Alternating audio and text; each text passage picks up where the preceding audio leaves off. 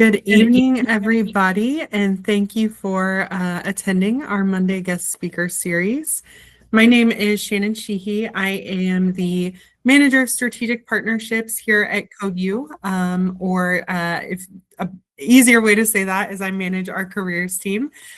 We have a really great careers team that some of you may have been able to work with already, but just as a reminder, we have a couple career coaches who can help with things like resume reviews, mock interviewing. We have 2 technical project managers who help folks with projects once they have finished the program, so you can help bolster your portfolio. And then we also have our employer relationships manager who gets out there and networks with employers, figures out what companies are hiring for. We have a lot of fun and engaging events that our team puts on. So in addition to the Monday guest speaker series, we host things like industry night, hiring events, both in person and virtual. So keep an eye out for those. We will always promote those to you when we have them. Our partners at SOAR also put on some events in Eastern Kentucky, so we will promote those as well. A reminder for anybody who is in the August cohort. So if you're here because you just started intro, this does not apply to you, so don't worry. But if you are in that August class, you need to submit your tech event through Open Class. So go to your From Code to Career Readiness curriculum and you can submit your event that you attended. If this is it, you can submit this one. A few housekeeping items. Please keep yourself muted. As we go along, if you have any questions, feel free to throw them in chat. We will save most of those till the end, and we'll also save some time for questions at the end, so feel free to save them as well. But you can put them in the chat in the meantime if you would like. But I'm going to go ahead and hand things over to our presenter, Brent Seales from the University of Kentucky, presenting on uncovering lost knowledge from the Ancient Library of Herculaneum. Thank you, Shannon. I'd like to thank you and Amanda for setting it up so that I could talk to the group. I appreciate that. I'm coming to you today from Fremont, California. So you see on my title slide on the lower right that I'm at a company here called VVDN Technologies. I think that stands for Voice Video Data Networks. And it's one of the companies where presumably folks on this call might want to sometime get a job, you know. So they're out here in Silicon Valley and I was out here for the day, but I didn't want to disappoint the group and reschedule yet again. So I'm really happy to be joining. Yes, the title of my talk is UnLost. I'll explain that in a minute. But I could also title this talk On Perseverance, because you'll see as I go through my storytelling that the work will cover a scope of several decades. And one of the themes that I want you to realize from this talk is that perseverance and tenacity matters in this field. It might seem like things move fast and things come and go and are easy, but like everything that's worth doing, tenacity is one of the key things you want to develop in the way that you do problem solving. We just received a large research grant from Europe, actually, and this is where the title of my talk, UnLost, comes from.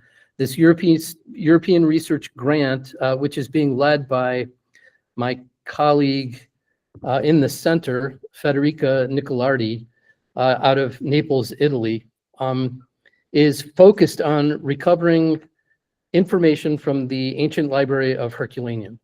And on the right in this picture, you see Vincent Christline, who is a German co-PI, and then me. So the 3 of us will be working for the next 6 years to try to make sense of what you see in the background of this slide. And here's a closer look at what I have to describe to you as charcoal briquettes, or if we're from Kentucky, basically pieces of coal, right? That's what it looks like. But what these actually are, these are books from an ancient library. These are actually books. And so I want to give you a little bit in the prologue of context for understanding how this could possibly be. So my prologue, titled Buried by Vesuvius, takes us back 2,000 years to the explosion of Mount Vesuvius in the Bay of Naples.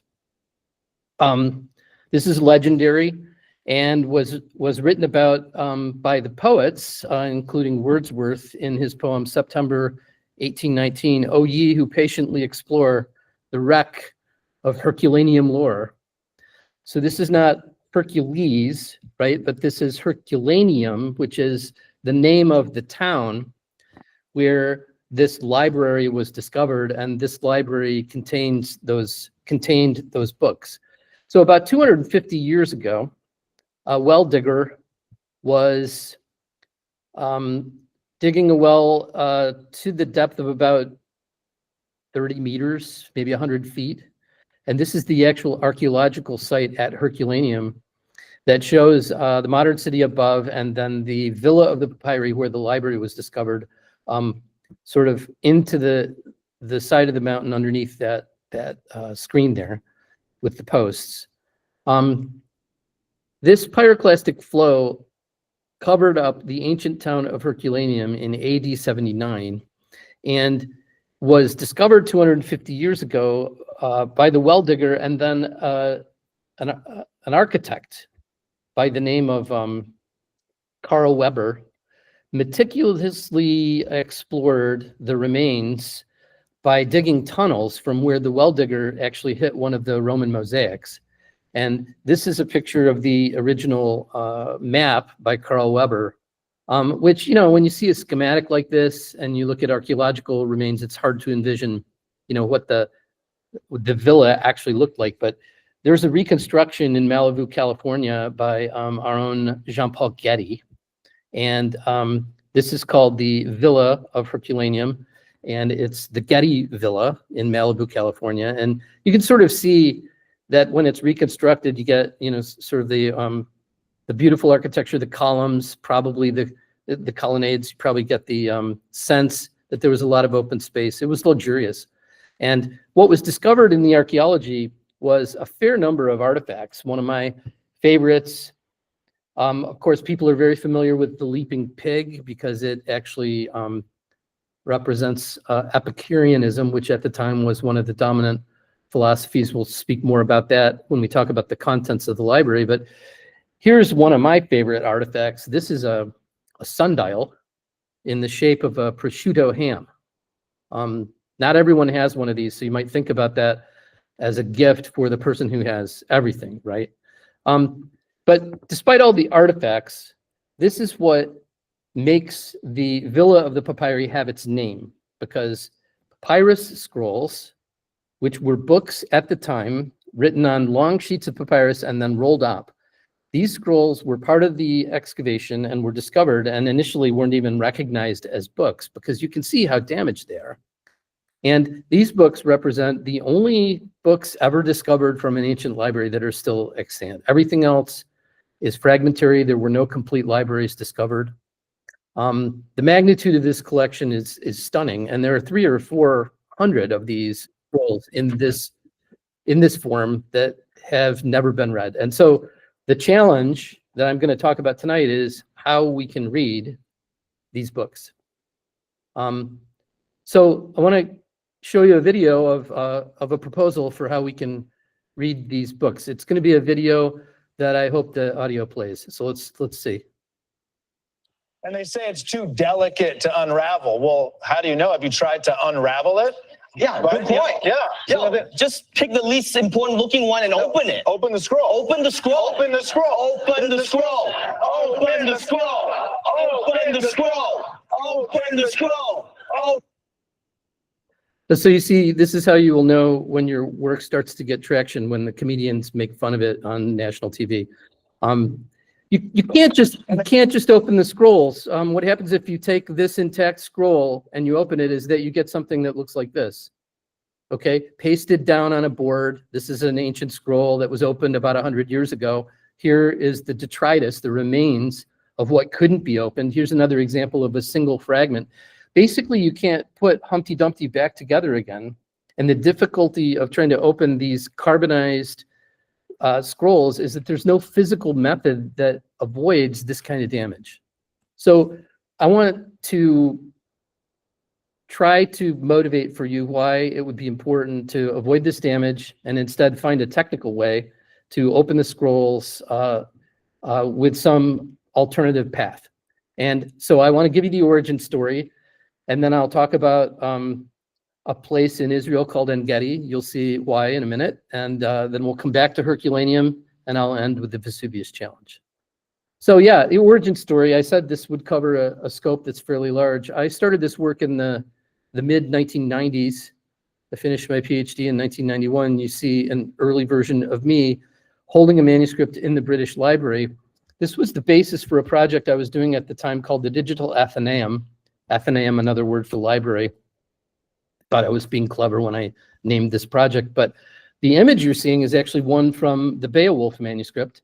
And the idea of this project was to build a piece of software that could elaborate digital manuscripts to show you more than you could see with the naked eye. And you see in this beautiful 1995 Macintosh interface, some letter forms that are shown in different kinds of light. And you also see a kind of composite that allows an editor or a reader or a scholar to look at the digital pages of this manuscript. I know this is a software group and you guys are interested in coding, so give you a little history lesson because I know this is going way back. But in the 80s, when I was in graduate school, and what I came armed with, right, to work on this problem was basically the ability to code in C, the ability to make interfaces in the X windowing system. There was no such thing as a web browser. There was no OpenCV. And we basically ran machines that ran Unix. And we wrote C code with minimal libraries like linpack, minpack, and then we used early versions of revision control like revision control system, RCS plus make. And a little known fact, Stu Feldman, who is now the president of Schmidt Sciences, a philanthropic arm of Eric and Wendy Schmidt's philanthropic foundation. Stu was the person who wrote the first version of Make. He's still around and he's kind of famous because Make turned into, of course, CMake, and then everything that we do with GitHub to manage large archives of software.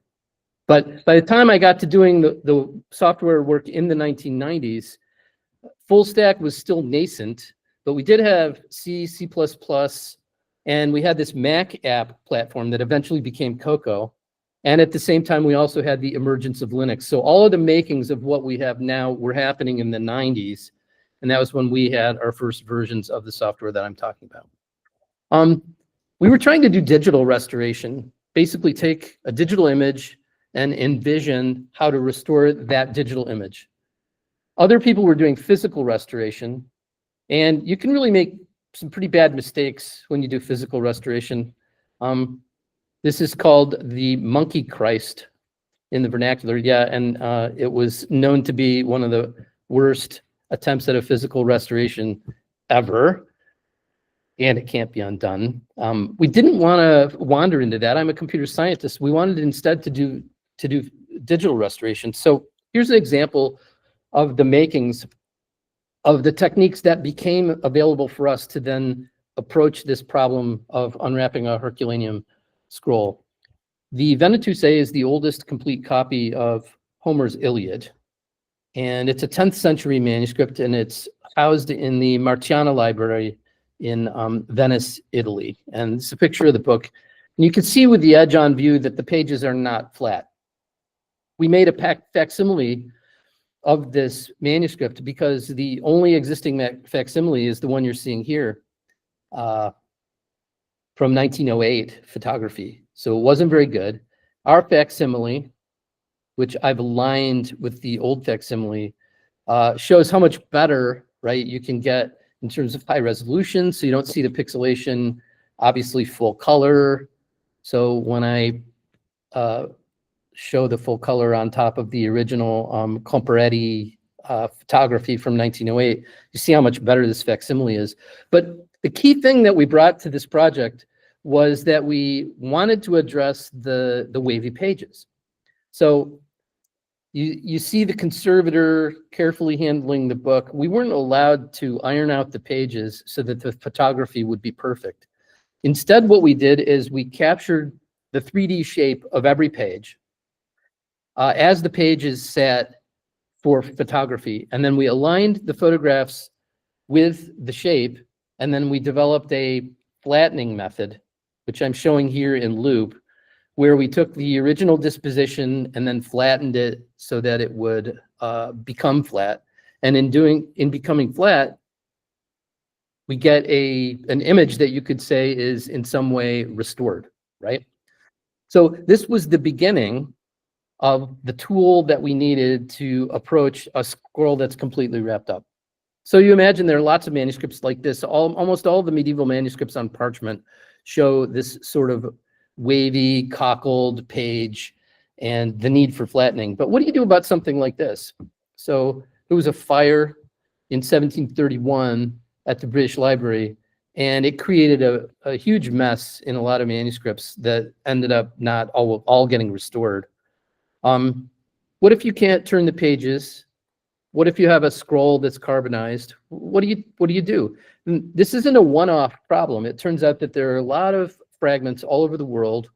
On the right, you see a piece of the Dead Sea Scroll, probably the Ezekiel scroll, unable to be opened, flattened, stuck together. Here's a piece of a sheaf of papers found on a cadaver in the Northwest Passage from the Franklin expedition, the failed 18th century expedition, 19th century, I think. Here you find an original manuscript in Jack London's hand of the Sea Wolf, which he thought was preserved in a safety deposit box in San Francisco. But guess what? The earthquake of 1906 caused a fire, which then carbonized the manuscript inside that box. And so now all we have is a manuscript where the pages are so delicate that they can't be turned. These are all examples that bring us back to Herculaneum, where we have this cache of 300 or 400 completely unopened scrolls from the ancient world. What we did is we took the idea of flattening and turned it into the idea of virtual unwrapping. So this is the first experiment that I did where I completely virtually unwrapped an object. On the left, you see a computed tomography machine, CT scan. Computed tomography is based on X-ray. And what you get when you capture a computed tomography scan is you get a volume that goes all the way through the thickness of the thing that you're scanning. So on the right, what you're seeing is the scan shown as a movie, sort of edge on, played frame after frame, going from the front of that piece of canvas in the scanner to the back of that piece of canvas in the scanner. And if you've got eagle eyes, you should be able to see some flashes on the surface of that canvas. Those flashes are where the ink is. Okay, but this becomes a visualization problem. It's impossible to read that ink because you're seeing it in a slice-based way. So let's imagine I have software to put together all those slices into a 3D model. And then instead of do flattening, right, I do complete unwrapping. And that's what you're seeing here. Virtual unwrapping. On the right is a simulation that evolves the 3D shape into something that's flat. On the left, you see the resulting images, the photograph on the top, the image from the X-ray in the middle, and then an enhancement on the right. So this became the pipeline, the software setup for virtual unwrapping, which I, with some hubris, I guess, called it an engine for discovery, because the idea was that we wouldn't use this tool just once, right? But we would do the acquisition of multiple objects, run the software in the middle of the wheel, and then allow scholars to do scholarship on objects that they could in no other way ever see. And so in the center is basically a set of software stages, which we call volume cartographer.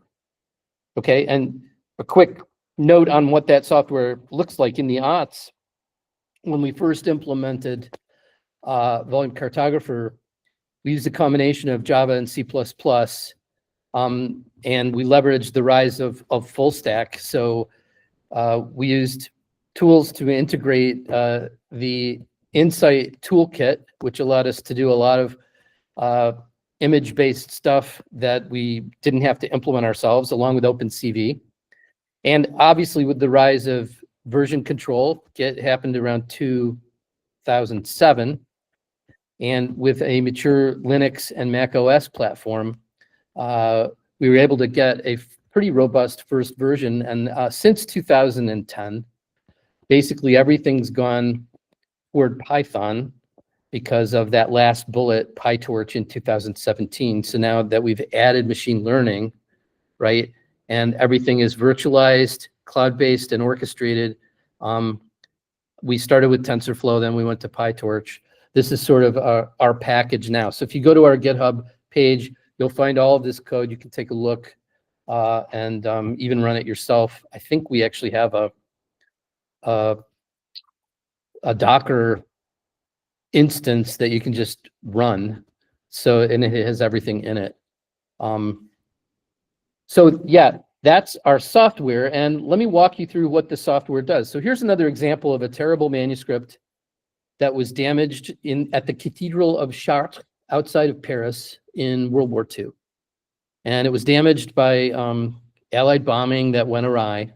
And you can see that it would be almost impossible to physically restore this manuscript. It's badly burnt, it's stuck together, it's made of parchment.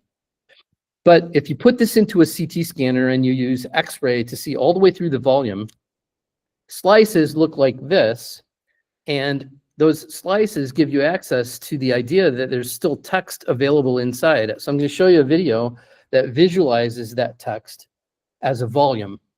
So I'm showing you the volume, and the slice plane, right, is showing you sections through that volume front to back. And you just get the little hints that text is there, right? You can sort of see it floating in space. And now I'm going to turn that volume into just a floating set of enhancements that sort of focus on the ink that's there. And you can see the word soup, right? Lots of words are available. It's just that they're floating on the page where they're written. And the trick is that you have to find where that is and flatten it out. Okay, so here are the steps. Segmentation is finding the substrate on which you know the ink is written. Flattening is taking that substrate and pushing it flat again, just like we did with the manuscripts, except now it's from a volume, right? And then texturing is putting onto that surface what came from the scan. And you can see in this case, the texture is actually obvious. You can see that there's obvious writing. But what's at stake is that in Herculaneum, we have titles from partial openings of these scrolls that were original books sitting on the shelf of the library, coincident with the Library of Alexandria, which of course we know burned to the ground. I mean, these works have titles like On the Good King, according to Homer, On Rhetoric, On Free Speech. I mean, some of these titles could be relevant today. On Anger, even On Piety. There are hundreds of these and they're unopened, but you know, it turns out that virtual unwrapping is hard. So I want to give you an appreciation for the simple examples that I've just walked through versus the reality of Herculaneum scrolls. So the reality of a Herculaneum scroll is shown here, where I'm showing you the front to back slices, again, in cross section, imagining that you're looking at the cross section of the scroll and you're going through that volume. And it's almost impossible as a human with the eyes to be able to find the layers and track them, right? I mean, it was so easy with the canvas, right? But when you take a look at the reality of what's happened inside a Herculaneum scroll and you compare it to what we were doing in the lab to be able to get our initial software to work, you know, it's almost a joke.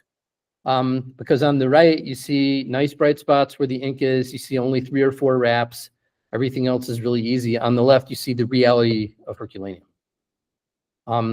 So let me just give you a little context so that you can appreciate the challenge. When I was a graduate student in the mid to late 1980s, I slid down on my rump this slope into the second AI winter. Okay, I came into grad school at the top of this boom with this idea that I was going to be an AI and a machine learning expert. And I quickly got that beaten out of me in graduate school because we basically failed during this winter miserably to see the rise of AI. The rise of AI actually only happened at the end of the aughts and the beginning of the 2010s. Okay, so all of the work that I was doing to read Herculaneum, to flatten, to do digital restoration was happening in this AI winter. I absolutely needed new techniques, and they needed to come in underneath because in a way we were at an impasse. Now, let me give you an idea of what that felt like. New Yorker wrote a great piece about this problem of reading the scrolls from Herculaneum. It's called The Invisible Library. It was written in 2015, and it sort of covered the 2 years prior. So this is just at the end of the AI winter and at the very beginning of the rise of AI, which was what we needed. But this is what the reporter wrote to close out this piece. "I do not expect this scroll will be read during my lifetime," Delattre said finally. Delattre was my colleague. I have no idea why he was telling the reporter that. And then he closed the lid of the small box with both hands, his shoulders slumped in defeat. I mean, that's pretty depressing, right? And that was how they rolled in New York. And here's what they wrote about me. Brent Seales denied the scientific glory of being the first to see inside the rolled scrolls, had been focusing on the software side of the problem. Well, I actually take that as a compliment because yes, that was where the solution was going to be. That's why you guys are looking at software, because you know that the software side of the problem is where almost all the problems are getting solved right now, right? I knew that imaging was all about software, so was the computer vision in the form of texturing and segmentation. The geometry that we were manipulating in terms of flattening, the data management, and then ultimately the machine learning. This is all software. Okay, so something was missing, and we knew exactly what was missing. We just didn't know how to fill it in. And so this brings me to the second part of my talk. What was missing was a clear victory. We had toy problems that looked like magic tricks that we could do in the lab, but we could not open Herculaneum. So I want to take us now to Engedi, because Engedi was the missing piece that allowed us to demonstrate that volume acquisition, volume cartographer, and then scholarship, the engine for discovery, actually did work. On the left, you see a scroll in the collection of the Israel Antiquities Authority in Jerusalem, and it came from the place called En-Gedi, which is on the western shore of the Dead Sea, a little bit south of Qumran, which is where the Dead Sea Scrolls were found. And En-Gedi is actually referenced in the Bible. If you turn to 1 Samuel 24:1, you can read this. After David returned from pursuing the Philistines, he was told, David is in the desert of En-Gedi. So there are beautiful sections of this desert. There's a riparian stream with waterfall, the falls of David. And there's also now a national park. And that national park is the site where the scroll from En-Gedi was actually discovered by the archaeologists. It was part of a synagogue that was discovered with a beautiful mosaic floor. And at the end of the mosaic floor, where the marker number 8 is sitting, what was found by the archaeologists was the Holy Ark, in which was found actual scroll material. Now, you wouldn't, at least I wouldn't have recognized this as being anything significant, but the archaeologists knew immediately. And they pulled from the ground the scroll from En-Gedi as well as a bunch of other material. And eventually, I was given the chance to do virtual unwrapping on the scroll from En-Gedi. So Panina Shore on the left handed me a disc that represented the volumetric scan of the scroll from En-Gedi at a resolution of about 18 microns, which is about a little bit less than the size of a strand of silk or a human hair.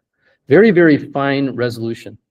And when we pulled out the data, photograph on the left, volume rendering in the middle, you see the slice on the right appears so much more clean, right, than what we were facing with Herculaneum, because number one, this is animal skin. And number two, there were far fewer wraps. You can see there are only 6 or 8 wraps here if you count them, as opposed to the hundreds of wraps from Herculaneum. So we were given this data, we hammered away on it, and when Penina called for a report and I sent her what we have, she gave me this email in July 2015, and this was happening right at the same time that John Seabrook was writing that article to the New Yorker, but John only wanted to talk about Herculaneum. He didn't want to talk about Engedi. But here's what she wrote. Dear Brent, you won't believe what groundbreaking discovery you have made. What you have deciphered is, and this is speaker's version of clickbait, right? So what you have discovered is the first chapter of the book of Leviticus, and after the Dead Sea Scrolls, this is the earliest Bible ever found. So let me show you a video of the virtual unwrapping of the scroll from Engedi. Virtual unwrapping begins by acquiring a 3-dimensional volumetric scan of the damaged manuscript. This scan produces a set of cross-sectional images that show the internal structure of the scroll. When viewed as a 3D object, one can clearly see the individual layers of the scroll, but any text on the surface of those layers is obscured from view. In order for a readable version of the scroll to be produced, these images must be passed through our virtual unwrapping pipeline. First, we capture the 3D shape of the layers of the scroll in a process called segmentation. On the left side of the screen, the software moves through the scroll, image by image, tracing the shape of a single scroll wrap. On the right, we see the 3D model that this produces. Next, we extract the ink from the data in a process called texturing. Using the 3D shape generated by segmentation, our software makes another pass through the scroll, this time looking for very bright pixels. Bright pixels indicate regions of dense material, in this case, inks made with iron or lead. We now have a single wrap of the scroll with the text shown clearly on its surface. However, because the surface is curved, it's difficult to read all of the text from one viewpoint. The flattening stage of our pipeline converts this textured 3D surface into a flat plane so that the text can be more easily read. To produce the best results, these 3 steps must be performed on one small section of the scroll at a time. As a result, we end up with several texture images that must be merged together. This merging process creates a single consolidated image that shows the full text. Using this pipeline, we have restored and revealed the text of 5 complete wraps of the Engedi scroll. The 2 distinct columns of Hebrew writing reveal the scroll to be the book of Leviticus. This marks the Engedi scroll as the earliest copy of a Pentateuchal book ever found in a holy ark, a significant discovery in biblical archaeology.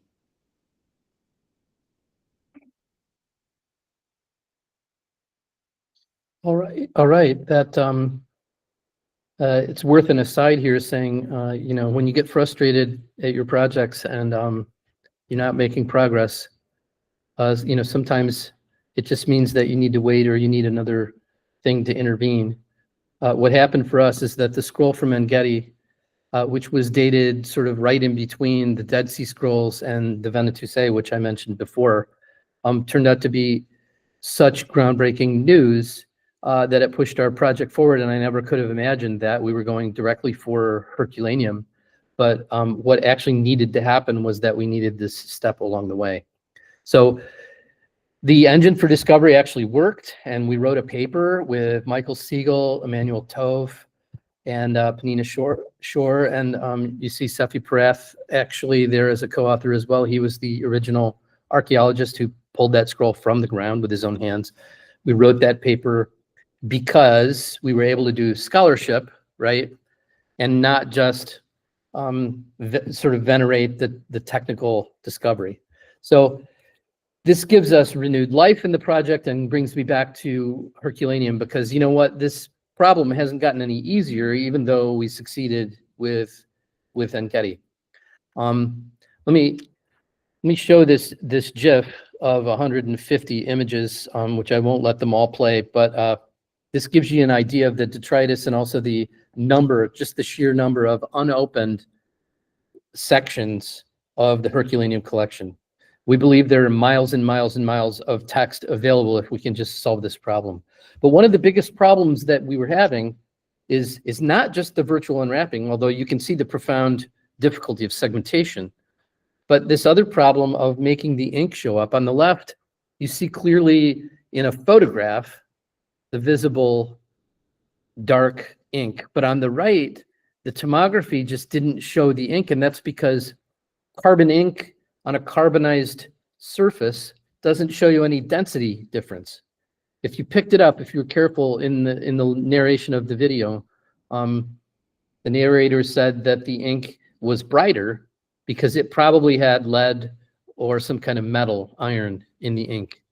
There is no such composite inside the ink of Herculaneum. And when there is, here's an example of a fragment side by side. On the left, you see iron gall in photograph, and on the right, you see iron gall in tomography or in X-ray. And the iron gall shows up very nicely as bright because it has iron in it, and so it absorbs more X-ray. But that's not true of Herculaneum. We felt like we were sort of at an impasse until I and my research team made a pretty simple but profound observation. Carbon ink isn't invisible in micro CT in that there actually is evidence of the ink in CT. It just has to be manipulated so that it becomes easier to see with the naked eye. This was the conventional wisdom at the time. Conventional wisdom was we were doomed because there was no metal in the ink, that carbon ink will be invisible in tomography, so it's not a way forward, and that the scroll from Engedi was just a fluke. We just got lucky. Don't ever let people marginalize your hard work by attributing it to luck, okay? My Israeli friends told me, and this is going to be a joke, but they told me that there's no way that we could have been lucky with the scroll from Engedi because it was Leviticus. If we'd been lucky, it would be Genesis or Exodus, right?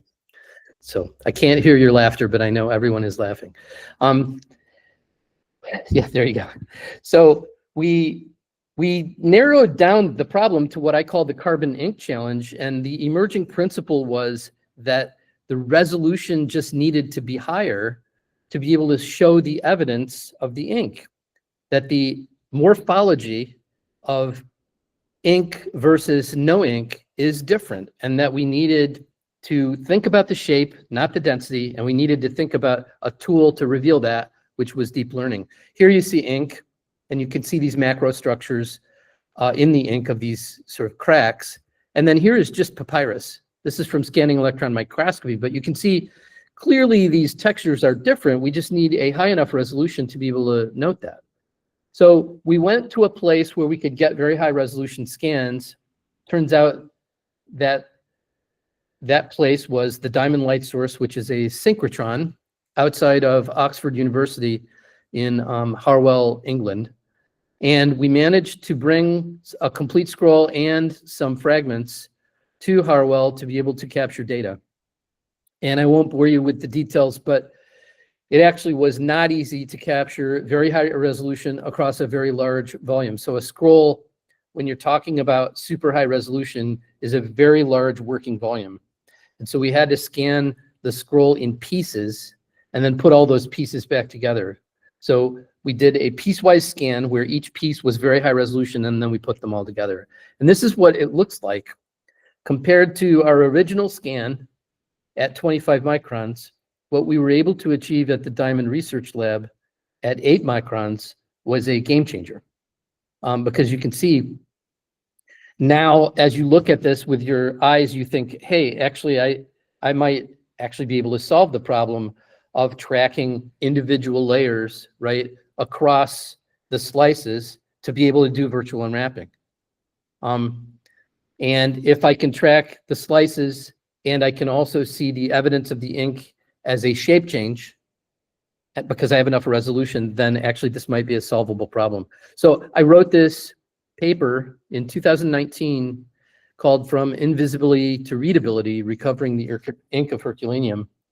And this is what I said.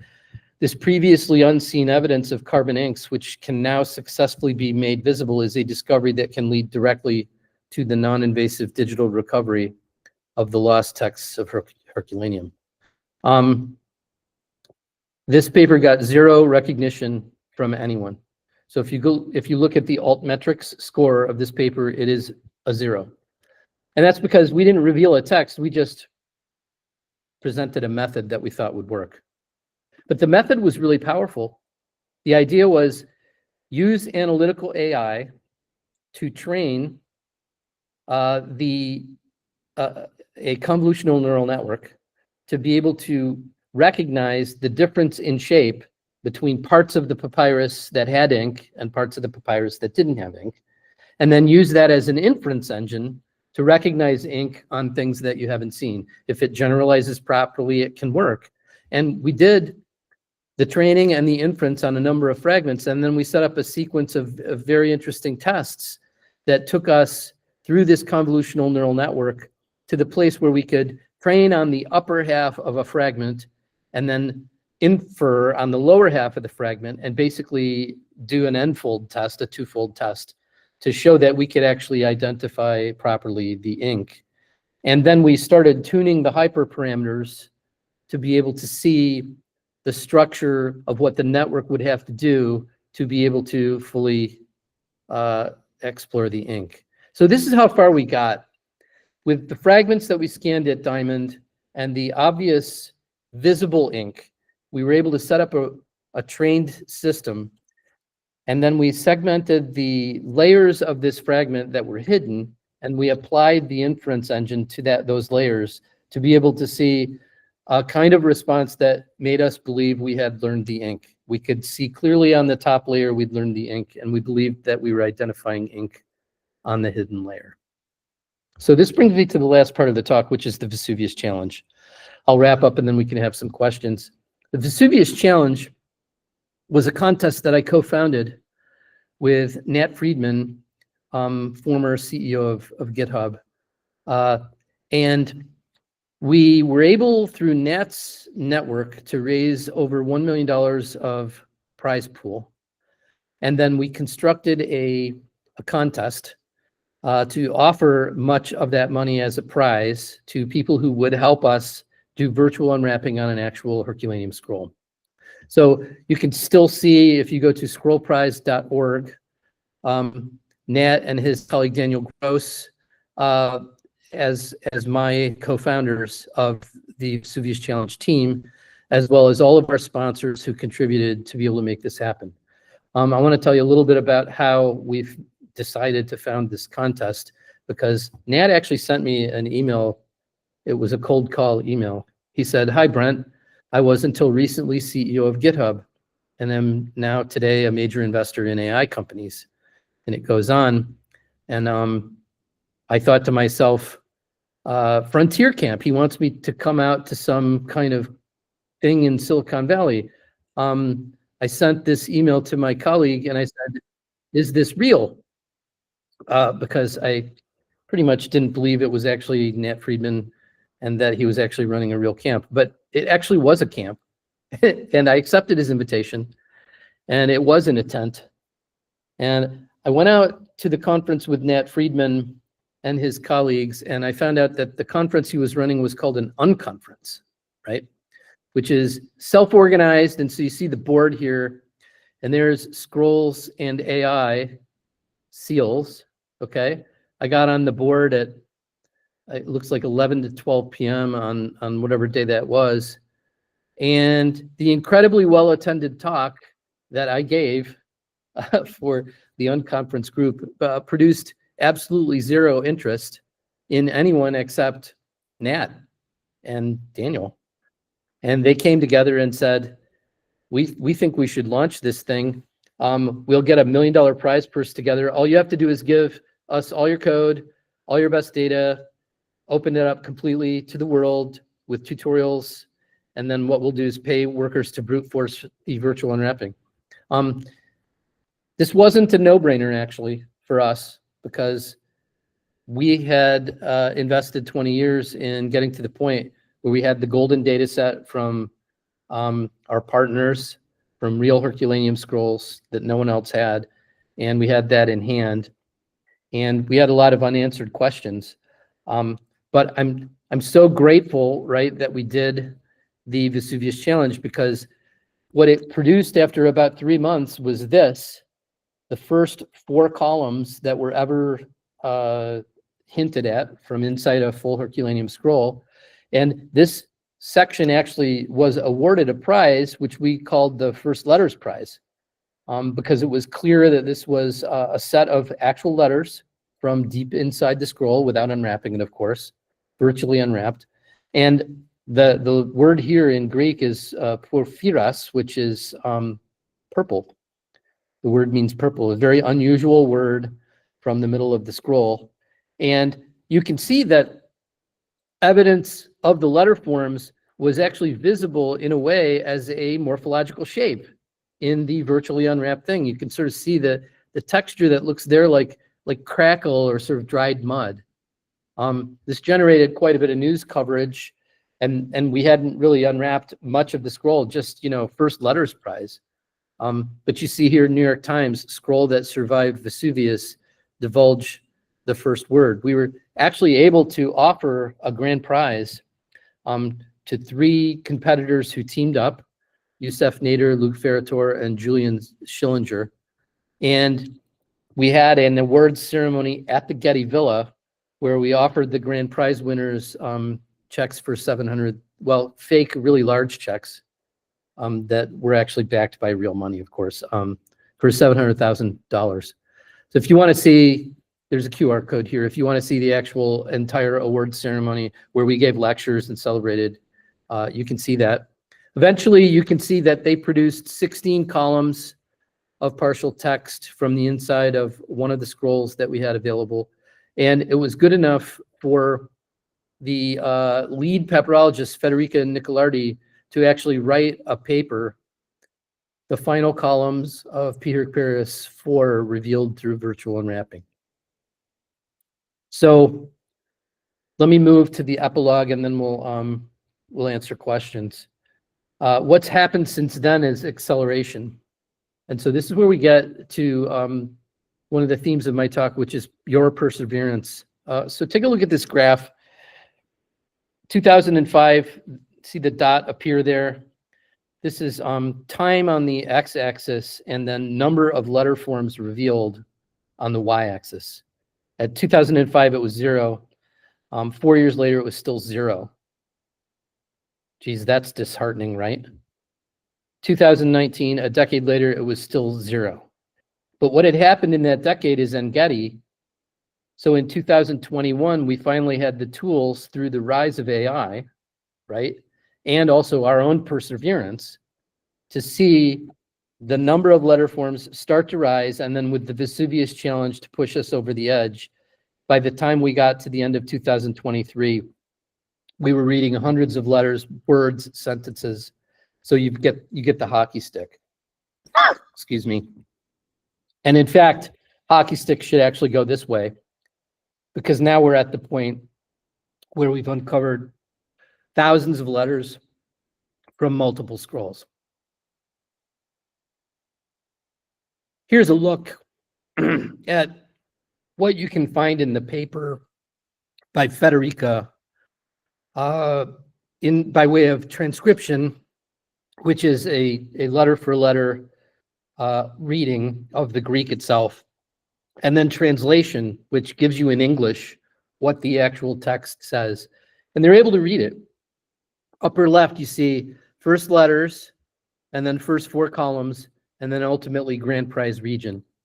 What I want to show you here at the end is that this section from the grand prize 2 years ago represents only 10%, 5 to 10% of that single scroll, which if we went ahead and computed the total length, it would be 12 meters. This is what Wordsworth called rapturous. What rapture it would be could we unroll one precious, tender-hearted scroll. And it's rapturous because not only would we read that one scroll, but there are 400 more to unroll. And we're working diligently now to build the infrastructure to do that in a semi-automated or even fully automated way. But I'll tell you that it is not easy. And here you can see a sagittal view, cross-section the other way, and it shows pretty clearly why physical unwrapping will never work for these scrolls. Virtual unwrapping is really going to be the only way that we will read the text. Now we have an automated way to follow all of those folds at very high resolution. And we've scanned, I can report that we've scanned here we're showing a case full of 20 scrolls, 10 on the shelf, 10 still in the case. I think we've scanned 50 scrolls now, and those scrolls, all with custom cases, have been taken to a synchrotron, and we've collected data on those scrolls. So let's go back to the New Yorker article, and I'll go ahead and finish.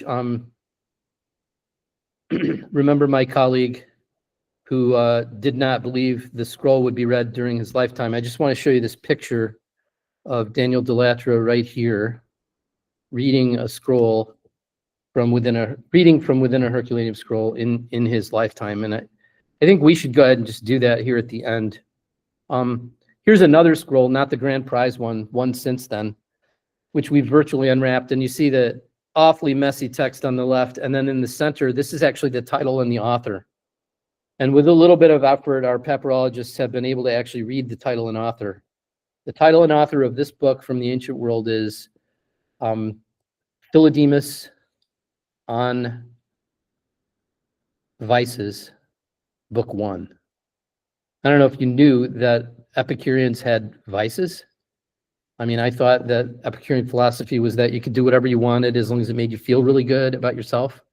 But in fact, Epicureans had vices, and they wrote about it in their philosophy, and this is an original book that talks about those vices. And here's a reading of one of the columns. For those of you whose Greek is really good, you can go ahead and read the center column, but I will give you the translation. And he is apt to show the goods he has brought to people who run into him, and to go and stand by the barber's shop or the perfumer's and explain that he intends to get drunk, and to expose both the daughter of so-and-so and the son of so-and-so, and no doubt to call fellow citizens before an archon or a chief magistrate. Maybe I can actually paraphrase that.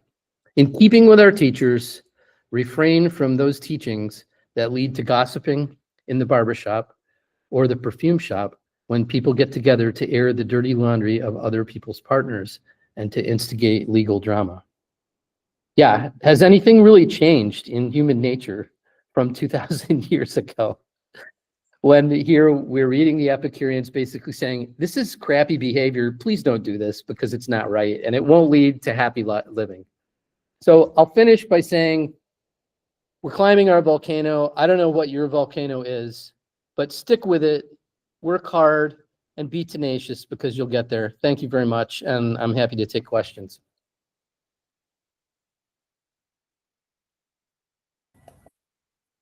Thank you so much. That was so interesting. Don't even know where to begin with my questions. Thankfully, we do already have one in chat, and I put a note in chat, but you all feel free to either throw a question in chat if you have it, or you can use the hand raise feature or just unmute yourself the next time we have an opening. But Johnny was wondering what kind of file sizes the 8 /diamond scans produced. He was saying that something that detailed must have been very large. Yeah, I think the full set ends up being like 30 terabytes, 20 to 30 terabytes. They're really big. And we're now capturing files at 2 microns. We think we've finally found the knee in the curve. And at 2 microns, I think we're at like 100 terabytes. It's a lot of data. And that's one of the big challenges, although mostly the hardware and the memory and the storage capability is coming in underneath us, so we're able to do it. Gabriel, if you want to go ahead. Hi, can y'all hear me all right? Okay. Yeah.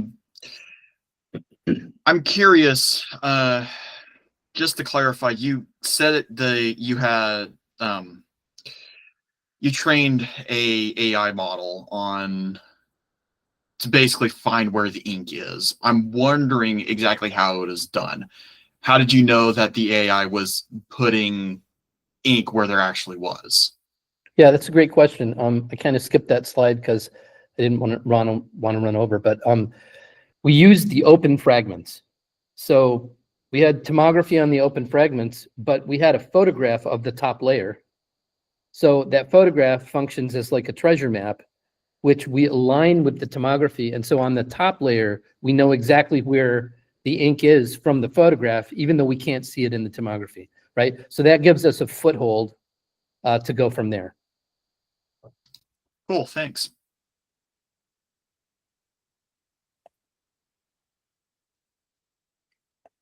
We have another question in the chat. Chris is wondering, could this technology be used in investigations or for gathering intelligence from attempted destroyed documents? I mean, there's a lot involved to make this work, you know, in a kind of production environment, but the answer is yes. Document analysis could definitely use microtomography. It is already used in a limited way. But there are caveats, like what kind of resolution do you need? How thick are the pages? What's the structure? And what's the chemistry, especially of the ink? When the chemistry of the ink is more amenable, like the Getty scroll, where you have clear density difference, then the problem just becomes much easier than having to do other things that we've had to do. So That's really neat. Anna, do you want to go ahead? Yeah, thank you so much for the amazing presentation.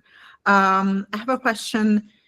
The software that you showed is absolutely stunning. It does so many magical to me things. I'm curious if this software is usually shared among countries or museums or universities. Let's say you created something outstanding, you got your article in the science journal. Would that software be shared with other countries, universities, or it can be only sold to them? well, our values from the beginning, and you can imagine this from my co-founder, Nat Friedman, who is an open source guy from GitHub, right? Our values from the beginning were to make everything open source. So it is freely available at our GitHub site.